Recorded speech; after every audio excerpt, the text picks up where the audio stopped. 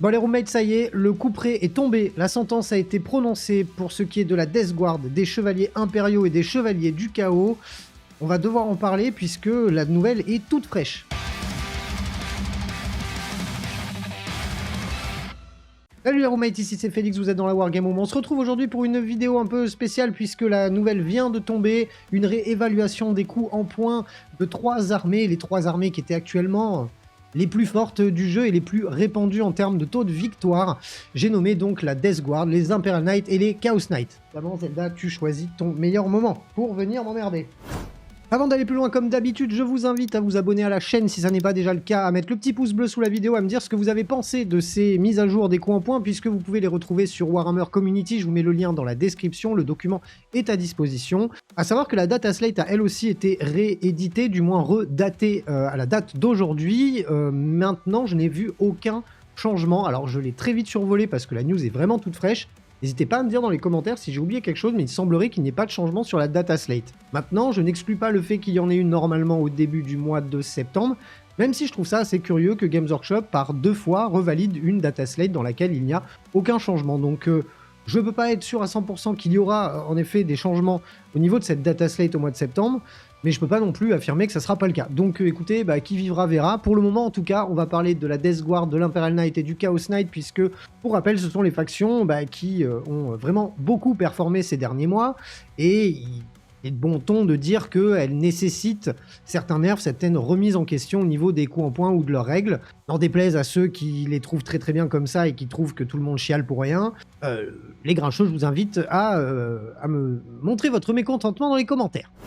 Bon, si après ça vous voulez quand même commencer une nouvelle armée de Death Guard, d'Imperial Knight, de Chaos Knight ou de n'importe quelle autre faction, vous pouvez vous rendre chez My Hobby Place. À chaque fois que vous créditez la chaîne sur votre panier à la fin, vous avez la possibilité de reverser une petite partie au studio et ça permet de continuer à créer des vidéos, sachant que déjà My Hobby Place vous propose entre 15 et moins 20% sur l'ensemble de la gamme. C'est plutôt cool. Alors, on va commencer par parler de la Death Guard. Pourquoi on va parler de la Death Guard? Pour la simple et bonne raison que c'est très très rouge sur le document. Hein. Bon, ça ne me choque pas puisque, pour remettre un petit peu de contexte, le codex Death Guard est super intéressant à jouer. Très très cool puisque quasiment toutes les unités du deck sont assez bonnes et les règles sont très très fortes. De base, c'est l'armée, il me semble, à chaque fois que je joue contre, qu'elle a toutes les règles du jeu. Les sustains, les létales, les lances, tout ce que vous voulez, en fait, vous le cumulez dans ce codex. Vous avez en plus de ça le fait d'arriver à faire des frappes en profondeur à 6 pas et de pouvoir charger derrière, ce qui était normalement interdit dans le jeu, il n'y a que eux qui peuvent le faire, et il me semble un détachement tyrannide. Ça devient du coup très très fort, surtout quand on couple ça à des escouades de Death Shroud qui vraiment fauchent les blés, et ne fauchent pas que les blés justement, et ont une très bonne résilience derrière. Couplé à ça leurs règles de base qui amoindrit l'endurance de l'adversaire, et hormis nuller la Death Guard avec un roi silencieux qui enlève les malus, vous allez systématiquement être à -1 d'endurance, si ce n'est plus de malus sur votre armée lorsque vous allez affronter cette armée. Couplé à ça, le fait que les unités coûtent quand même peu cher pour ce qu'elles proposent de faire, c'est là, selon moi, où il y a un réel souci au niveau du codex Death Guard. Voilà, ça a été fait, Games Workshop repasse dessus, revient là-dessus, et je pense que c'est une bonne chose. Maintenant, est-ce qu'ils ont trop taper dessus en termes de points? C'est ce qu'on va essayer de voir ensemble.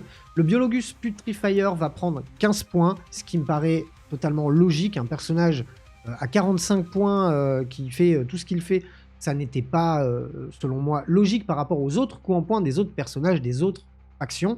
Je parle notamment au Cult Genestealer où tous les persos sont assez chers, ou même encore l'Adeptus Mechanicus où les persos n'ont pas des buffs faramineux non plus et sont quand même globalement toujours plus chers que le Biologus Putrifier. Donc ça pour moi ça me paraît logique. Pour ce qui est des Myphitic Blight Hauler, donc c'est les petites coccinelles qui coûtaient avant 90 points il me semble, ou 80 points, enfin bref moins de 100 points. On est à 100 points le modèle unique et 200 points les 2 modèles. On a pris 10 points par 1, 20 points par 2. Ça me paraît complètement logique. C'est des drones qui ont quand même, mine de rien, une bonne projection, qui sont assez facilement cachables, qui peuvent se jouer par 1 et qui ont un bon mouvement de 10, donc qui, mine de rien, peuvent assez facilement couvrir le terrain, surtout quand on en joue beaucoup, et qui coûtent vraiment peu cher pour la résilience qu'ils apportent et leur petit OC2 sur un objectif.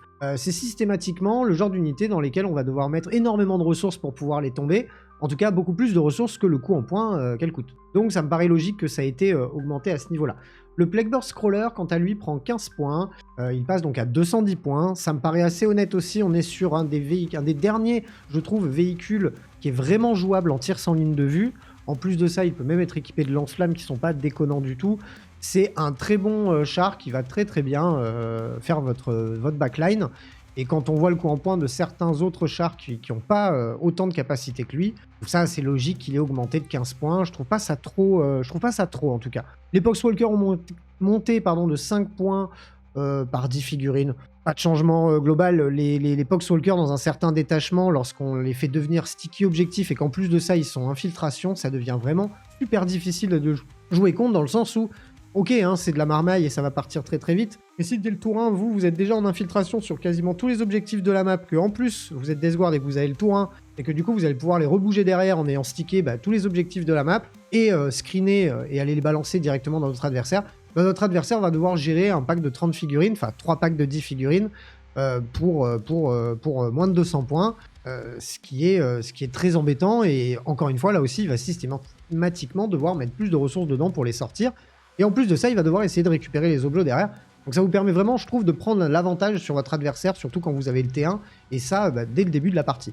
Donc pas de grosse augmentation de points, parce qu'il fallait pas déconner non plus, donc ça me paraît logique. Le Taliman prend 10 points. Le Taliman, il me semble que c'est la petite figurine qui vous permet de récupérer un point de commandement sur un set. Il me semble que c'est ça. Ça me paraît logique, hein, 40 points, c'était beaucoup trop peu cher, et je pense que même encore à 50 points, il est beaucoup trop intéressant pour ne pas être joué.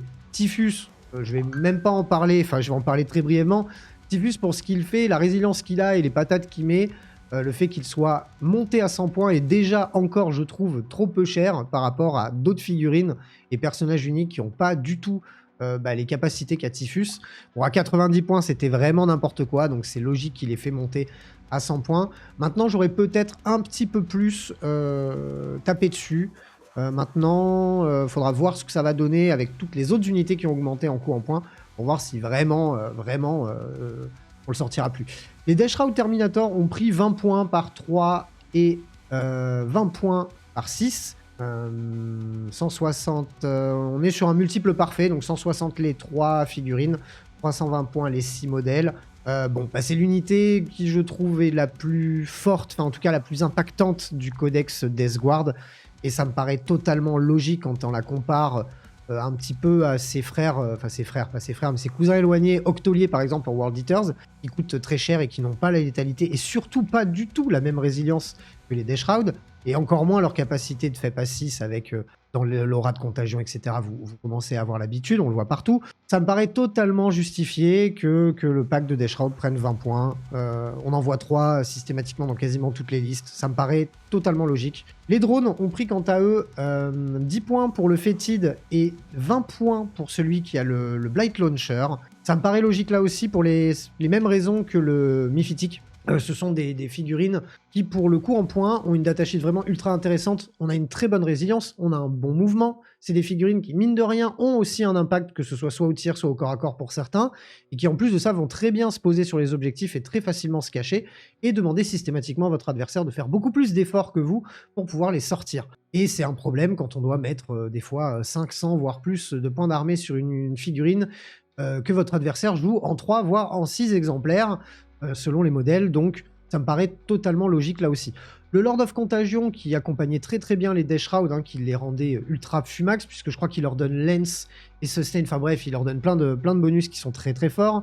Même c'est peut-être celui de la virulence, Contagion ou virulence, je sais plus lequel des deux, dans tous les cas, chacun a pris 10 points. Et ça me paraît totalement logique, et je pense qu'on aurait pu voir en rajouter quand même un petit peu. Le Lord of Virulence à 100 points, ça me paraît vraiment peu cher quand même pour ce qu'il peut apporter à l'armée. Le Lord of Contagion à 120 points, je le pense très très bien comme ça. Donc de manière globale, je m'attendais à ça. Concrètement, sur l'armée Deathguard, je m'attendais à ce type de changement. Pour moi, le problème venait principalement du coup en point sur les Death Shroud, principalement aussi des coups en point et de la résilience des drones. Bon, même si la résilience restera, quoi qu'il arrive, la même, le fait d'avoir augmenté les points va faire que dans la liste Deathguard, à l'heure actuelle, quand on en voyait souvent 6 et 3 et 3 et 3 Death Shroud, ouais, on va se retrouver avec une belle augmentation de, allez, je dirais entre 8 et 10% sur la liste Deathguard. On va être sur, ouais, je pense 200 points qu'on va prendre. Donc, c'est-à-dire, on passerait à la liste à 2200, je pense, à peu près. Donc, ça veut dire couper nos effectifs de 200 points, éventuellement enlever un drone, un pack de Death Shroud. Quoique, non, juste un pack de Death Shroud et un perso, ou 2 drones. Et ça me paraît encore totalement jouable et totalement fort, et ça restera fort, et je trouve que c'est un très bon équilibrage. Côté Chaos Knight, bah écoutez les gars, c'est l'hécatombe, hein, puisque tout le monde a pris. Tout le monde a pris, que ce soit les gros comme les petits, puisque le carnivore, qui était le plus vu hein, en petit, même si on en voyait de moins en moins, puisqu'on a surtout des listes avec des gros, mais quand on voyait en tout cas des listes avec des gros et des petits, on voyait quelques carnivores. Le War Dog carnivore prend donc 10 points et passe à 150. C'est le petit IK de corps à corps, qui est très très bon et qui permettait d'être un petit peu indépendant des gros et pas mettre tous les œufs dans le même panier, d'avoir quand même plus de figurines sur la table. Maintenant, tout le monde a excessivement pris cher, puisque tous les gros ont pris en moyenne 30 points, je dirais, puisque l'abominant passe à 355 points, le Desecrator passe à 365 lui aussi, 365 lui. Le Despoiler lui passe à 375, il a pris 40 points. Le Ruinator a pris 25 points et le Tyran 15 points. C'est ceux qu'on voit un petit peu moins. Et le Rampager lui a pris 30 points, il passe à 365 points. Et ça me paraît totalement logique, totalement fair pour une armée qui, je le rappelle, permet des fois, souvent même, de vous mettre des malus à vos jets de commandement, enfin à vos Battle Shock tests. Et quand on se retrouve face à une armée qui a énormément d'objectifs contrôle, puisque pour rappel, les petits ont 10 dossés et les gros ont 20 dossés, il me semble, et c'est réduit de moitié lorsqu'ils sont sur leur profil dégressif, ce qui fait que c'est très difficile de leur annuler les objectifs. Alors non, c'est peut-être 5 les petits et 10 les gros, mais vous avez compris le message. C'est très difficile de leur récupérer les objectifs, sachant que ces mecs-là font faire des tests de morale à -2. Et c'est très dur, du coup, d'arriver ne serait-ce que, même si on n'a pas la puissance de feu, ou du moins la létalité pour pouvoir tout tuer, parce que c'est ça le problème à l'heure actuelle en Impérial et en Chaos Knight, sauf quand on est complètement équipé contre, on a excessivement de mal à sortir tous les gros sur une partie. C'est même quasiment impossible pour certaines armées, voire complètement inconcevable. Maintenant, beaucoup d'armées ont choisi de s'équiper contre, c'est ce qui fait qu'en ce moment le taux de victoire a un petit peu baissé, mais il faut pas se le cacher, c'est quand même particulièrement débile, et c'est bien que ces choses-là arrivent, puisque avec un coup en points qui augmente comme ça, alors je parle même pas des Forge World qui ont pris des 30 et des 40 points aussi, ça me paraît complètement logique dans le sens où il y a un gros en trop. Dans les listes, à l'heure actuelle, Chaos Knight et Imperial Knight, il y a un gros de trop qui fait que c'est beaucoup trop difficile à jouer contre. Ne serait-ce que, même si comme je vous dis, on n'a pas cette capacité à tout tuer, on pourrait essayer de leur nuller les objectifs, de leur refuser la partie, ou du moins de les embêter pour scorer un minimum et pas trop se prendre une dérouillée. Le fait est, c'est que c'est super difficile à l'heure actuelle, et pour moi, ça paraît complètement logique qu'il y ait eu cette mise à jour des coups en points. Je sais pas si le nerf va être tellement lourd que du coup les Imperial Knight et les Chaos Knight seront plus du tout joués. Je peux pas vous le dire parce que je ne joue pas ces armées-là. Maintenant, je pense que les petits sont pas mauvais. Avant d'ailleurs, on jouait que des petits. Maintenant, le fait que les Imperial Knight et que les Imperial et les Chaos Knight aient perdu un point d'endurance et gagné des points de vie, enfin bref, vous m'avez compris, faisait que les petits étaient peut-être un petit peu moins intéressants que les gros, sachant que les gros en plus sont vraiment très tanky. On est à 26 points de vilain. Est-ce que le fait de devoir retirer un gros, puisque là maintenant ça coûte beaucoup trop cher, va faire revenir plusieurs petits? Est-ce qu'on va juste enlever un gros et mettre des petits à la place? Est-ce qu'on va enlever tous les gros et mettre que des petits? Ça, j'en ai aucune idée. Est-ce qu'on mettra rien du tout parce que l'armée est devenue complètement nulle? Je peux pas vous le dire. Dans tous les cas, le nerf était nécessaire. Et si ça a été fait un petit peu trop fort, je suis vraiment désolé pour les joueurs Chaos Knight et Imperial Knight qui, je pense, trouveront une autre manière de jouer leur armée en incluant soit des petits, soit en jouant leurs Imperial et leurs Chaos Knight dans une armée Imperium ou une armée du chaos. Donc généralement, ces joueurs-là ne jouent pas que ce type d'armée. Donc je me fais pas trop de soucis pour eux. En tout cas, je pense que les changements apportés sont carrément nécessaires. On termine maintenant avec les Imperial Knight. Là aussi, ils ont pris tarot, les garçons. Alors là, on est sur une aberration dans Warhammer 40 000 sur cette saison, si je puis dire, sur cette version du jeu. Le codex est aux abonnés absents. On joue encore un index avec un détachement unique dans lequel on a que des bons stratagèmes, on n'a pas de choix à faire d'un tel ou de tel détachement et d'avoir tel ou tel bonus, puisqu'on a tout dans l'index, on n'a pas eu besoin d'acheter son codex, et ça, si vous êtes un joueur Imperial Knight, eh ben, j'imagine que vous êtes bien content de ne pas avoir eu à acheter de codex. Il a complètement disparu hein, des radars et des previews de Games Workshop, alors je me demande vraiment si ce truc-là va sortir un jour, je pense vraiment qu'ils se sont foirés sur quelque chose sur ce bouquin, et sachant qu'on est à l'aube de la prochaine version du jeu, hein, normalement dans moins d'un an, est-ce qu'on aura le droit à un codex Imperial Knight? Et si on y a le droit, est-ce que ça sera pas déjà trop tard? Est-ce que ça sera vraiment intéressant de l'acheter pour 3 mois ou 6 mois? Sachant qu'on ne sait pas encore sous quelle mécanique va sortir la prochaine version du jeu. Hormis ça, bon, bah, l'Imperial Knight devenait particulièrement débile. J'ai joué contre, j'ai pas mal joué contre d'ailleurs, et c'est très difficile à affronter, même si j'ai pas vraiment à me plaindre de ce côté-là, puisque je joue Blood Angel et que le Blood Angel, dans un certain match-up et avec une certaine type de liste, peut arriver à gérer ce genre d'armée. Le fait est, c'est que c'était beaucoup trop fort, beaucoup trop fort, et je vais directement voir ce qui est devenu Canis Rex, parce que c'est celui qui, selon moi, est vraiment le plus pété. Bon, Canis Rex s'est pris 35 points, et il passe à 415 points, et ça me paraît totalement logique. Hein. On est sur une figurine qui proc des touches supplémentaires sur des 5 et des 6, que ce soit au corps à corps ou au tir. Le mec a des armes complètement fumées, je crois qu'il fait 9 dégâts flat au corps à corps, 4 au tir, le mec rigole pas du tout, 26 points de vie, une sauvegarde invulnérable, etc., une sauvegarde invulnérable uniquement au tir, enfin bref, et avec les boosts donnés par le codex Imperial Knight, sachant que lui en plus réduit le coût en points d'un stratagème, nativement, bah ça devenait le mec qu'on voyait dans toutes les listes. J'ai même failli en jouer un dans mon armée Blood Angel pour tester, et au final, bah, je ne l'ai pas fait. Donc ça me paraît logique. Les armigères, les petits Dread Knight, Imperial Knight de tir, longue distance, ont pris 10 points et passent à 140 points. Ça me paraît pas énorme en termes de coût de points. Par contre, moi, celui qui m'intéresse le plus, c'est un Forge World qu'on voit beaucoup, voire en 2 exemplaires dans toutes les listes. C'est l'Atrapos. Le Cerastus Knight Atrapos qui a pris 40 points et qui passe à 405 points. Donc inutile de vous dire que si vous jouez Canis et 2 Atrapos, bah, vous avez pris en tout 120 ou 130 points dans votre liste, et bah, ça fait mal. Ça fait que vous allez devoir retirer un petit ou retirer un gros et mettre des petits à la place. Sachant que les armigères Warglaive, eux, n'ont pas bougé, sont restés à 140 points. Est-ce que ça va être un retour de ces petites figurines-là, ou éventuellement des Moirax qu'on voyait à une époque hein, dans certaines listes? Pourquoi pas. Le Castellan a pris 15 points, le Crusader a pris 30 points, le Errant a pris 30 points, le Galant a pris 30 points, le Paladin 30, le Préceptor 30 aussi, le Valiant a pris 15 points, et le Warden 20 points. Je les connais pas tous en détail, j'ai surtout vu Canis Rex et les Atrapos. Après, j'ai souvent vu des petits à côté ou d'autres gros qui m'ont un peu moins tapé dans l'œil, si je puis dire.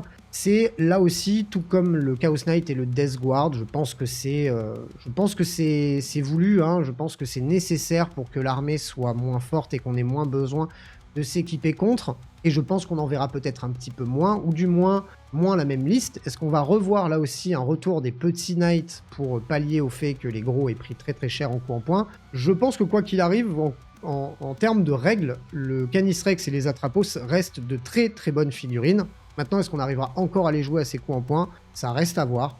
Mais pour moi, ça paraît logique que ça soit arrivé. On va pouvoir tourner un peu sur la méta, même si de plus en plus de gens arrivaient à s'équiper contre. On avait quand même beaucoup de mal à gérer la Death Guard, sortie des match-ups vraiment très particuliers qui pouvaient nous permettre de contrer un peu cette armée-là. Là, je pense que ça va rétablir un petit peu la balance, ça va faire même complètement tourner la méta. Donc il faudra voir ce que ça va donner dans les prochaines semaines, qui va reprendre le dessus sur le jeu de manière globale. Maintenant, si vous n'êtes pas un joueur compétitif, clairement, cette data slate et ces coups en points, vous n'en avez rien à taper parce que au final... lorsqu'on joue, juste qu'on a envie de jouer sur la table pour jeter des dés avec ses potes sur des tables narratives, ces coups en points là vont pas avoir un impact fulgurant pour vous, puisque de toute façon l'optimisation, ce n'est pas quelque chose que vous recherchez.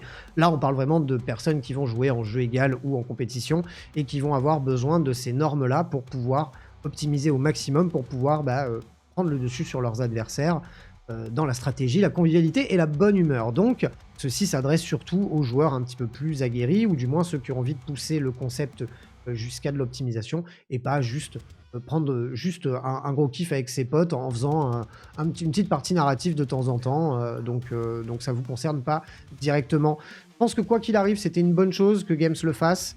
J'ai commencé à me dire, bon, bah finalement, il n'y a pas eu sur la dernière data slate de coup en point. Ça veut dire qu'on va encore avoir 3 mois avec les Imperial Knights, les Chaos Knights et la Death Guard à ce niveau de jeu-là. Ça m'aurait clairement pas dérangé. Hein. Je trouve que 6 mois pour qu'une armée excelle dans la méta, c'est pas nul. Enfin, c'est plutôt pas mal. Être 6 mois plutôt bien avec son armée, avoir peint ses figurines et avoir pu jouer sa liste vraiment plusieurs fois, c'est cool. Maintenant, bon, bah là, ils ont accéléré le mouvement. On est sur 3 mois d'existence sur la force dans la méta par rapport à ces armées-là.